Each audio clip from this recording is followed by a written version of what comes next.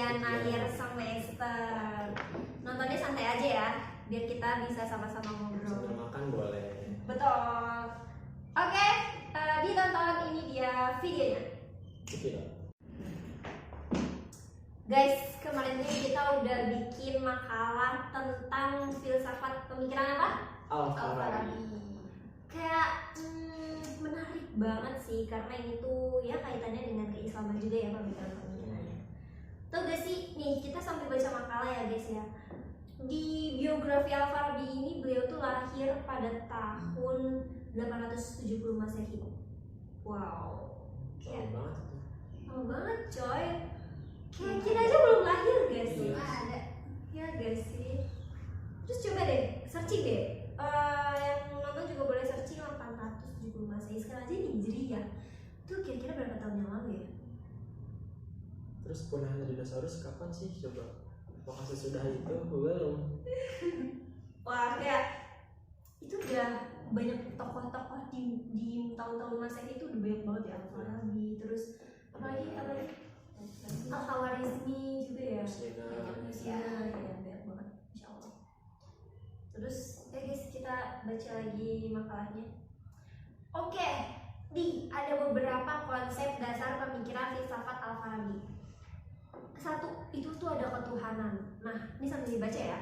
Al-Farabi dalam membahas mengenai ketuhanan mengkolaborasikan antara filsafat Aristoteles dan Neoplatonisme. Kita kan tahu ya, Aristoteles tuh lebih ke pemikirannya gitu, lebih pakai logikanya.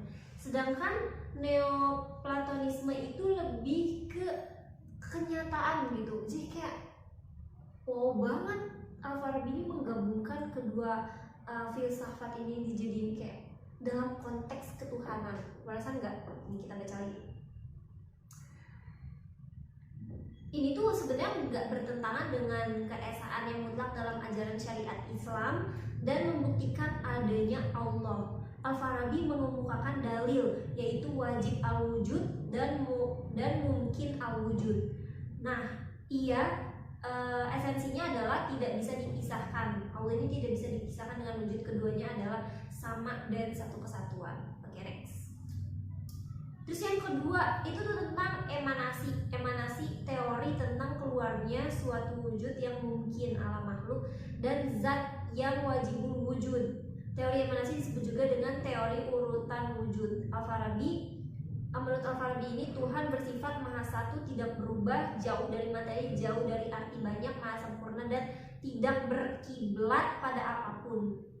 Kayak emang iya ya, kan mungkin kita lebih ke apa ya, emanasi tentang Tuhan itu kan sekarang emang Tuhan tuh esa gitu. Meskipun banyak banget apa sih yang sudah bertentangan juga ya, yang tidak mengakui Tuhan. Sebenarnya yang tidak mengakui Tuhan itu jadi percaya Tuhan ya nggak sih? Iya. Malah dia kayak jadi aja kan dia bagaimana si seseorang ini tidak mengakui Tuhan, terus dia sebenarnya tahu Tuhan itu siapa kan? Dia tidak mengakui aja. Iya benar. Sekarang kita menganut, kayaknya kita menganut pemikiran Al-Farabi ya. Tuhan itu tidak berwujud, tidak membutuhkan wujud, tidak membutuhkan ruang. Tapi menurut lo Tuhan di mana sih? Di mana-mana bagus banget cair. Tuhan tuh di mana sih? Di mana guys? Boleh nanti kalian cek di kolom komentar. Oke, menurut kalian Tuhan ada di mana? Oke, terus nih Al-Farabi itu membicarakan tentang jiwa manusia beserta materi asalnya memancar dari akal ke-10. Apa sih maksudnya? Jiwa adalah jauhar rohani sebagai form bagi jasad. Kesatuan keduanya merupakan secara eksiden, artinya masing-masing kedua mempunyai substansi yang berbeda dan binasanya jasad tidak membawa binasa pada jiwa. Jiwa manusia disebut dengan al-natiqah, berasal dari alam ilahi, sedangkan jasad berasal dari alam khalq, berbentuk, berupa, berkadar. Ya, sebenarnya ini tinggi banget itu ya bahasanya Al-Farabi. Ya. Takut salah ngebedahnya juga, jadi Kita next aja ya guys ya. Nah, ini yang biasanya anak muda pada harus melek politik sih. Al-Farabi aja udah membahas tentang politik nih di dalam konsep pemikirannya. Pemikiran Al-Farabi yang sangat penting tentang politik dalam dua karyanya. Al-Farabi itu punya dua karya yang membahas tentang politik. Ada Al-Siyasah dan Al-Madaniyah. Nah, Al-Madaniyah ini tentang pemerintahan politik. Yang paling penting Al-Farabi ini seperti ini bilangnya. Al-Madaniyah Al-Fadilah banyak dipengaruhi oleh konsep Plato yang menyamakan negara dengan tubuh manusia. Mungkin teman-teman di sini yang lagi nonton juga pernah mendengar konsep negara dan yang dengan tubuh manusia, yang disamakan dengan tubuh manusia. Coba kita lihat ya.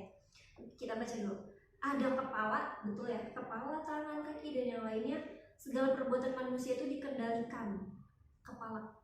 Menurut Al-Farabi ini semua itu dikendalikan oleh kepala yang diisi dengan otak. Sedangkan untuk mengendalikan kerja otak itu dilakukan oleh hati. Nah, kondisi sekarang nih lebih otak sama hati itu nggak sinkron gak sih? Iya. Kayak otak tuh nyuruh buat makan, tapi kan hati lagi sakit jadi ya. Jadi yang bisa makan. Iya bisa makan ya, jadi kayak kepikiran gitu gak sih? Jadi nggak mood kalau kata anak muda sekarang. Terus nih kata Al-Farabi, demikian juga dengan negara. Yang amat penting negara pemimpinnya. Dalam negara itu yang sangat penting adalah pemimpinnya atau penguasaannya bersama-sama dengan bawahannya, sebagaimana halnya jantung dan organ tubuh yang lebih rendah secara berturut-turut. Penguasaan ini harus orang yang lebih unggul baik dalam bidang intelektual maupun moralnya di antara yang ada. Wow, kita ya zaman sekarang menemukan pemimpin yang benar-benar unggul di intelektual dan moralnya tuh kayak susah ya. Tapi sumber daya manusia sekarang tuh juga suka mendoktrin tiba-tiba gitu, suka menilai kayak ini orang yang ini mah begini, sehingga satu kesalahan beribu-ribu kebaikan kalau misalnya dia ngelakuin satu kesalahan tuh kayak udah gitu kayak out banget. Tapi sebenarnya dalam konsep Al-Farabi ini emang bener banget sih, segala sesuatu perencanaan tuh dikendalikan sama otaknya, sama ketuanya. Nih guys, ini pernah organisasi ya, kalau misalnya ketuanya hilang-hilangan organisasi jalan enggak ya, begitu juga dengan negara gitu guys. Kalau otak gak sinkron, badan juga gak akan jalan guys. Itu contohnya. Ya betul. Terus juga nih ada karya Al-Farabi, banyak banget coy. Itu ada karya-karya itu dibagi menjadi dua karya beliau. Di antaranya mengenai logika dan juga mengenai bidang lainnya. Karya-karya tentang logika menyangkut bagian-bagian beberapa dari organonnya Aristoteles, baik yang berbentuk komentar maupun ulasan panjang. Tapi by the way, berbicara tentang Aristoteles itu gue pernah baca buku tentang retorika dari Aristoteles. Itu kayak bagus banget tentang bagaimana menanggapi orang, terus juga bagaimana cara berbicara dan bagaimana biar orang tuh bisa ya gitu. Kayak gak peduli who you are, kalau lo punya skill yang bagus dan kemampuan diri yang bisa lo olah sedemikian rupa, kayak lo keren sih kalau udah baca buku Aristoteles. Nanti dicantumin di sini buku Aristoteles. Oke guys, jadi begitu podcast dari kelompok 3. Jangan lupa like and subscribe. Dan kalau misalnya menemukan info-info yang sangat menarik lagi, yang sangat mendalam tentang Al-Farabi, boleh cek di kolom komentar ya, di komen. Oke, gitu aja.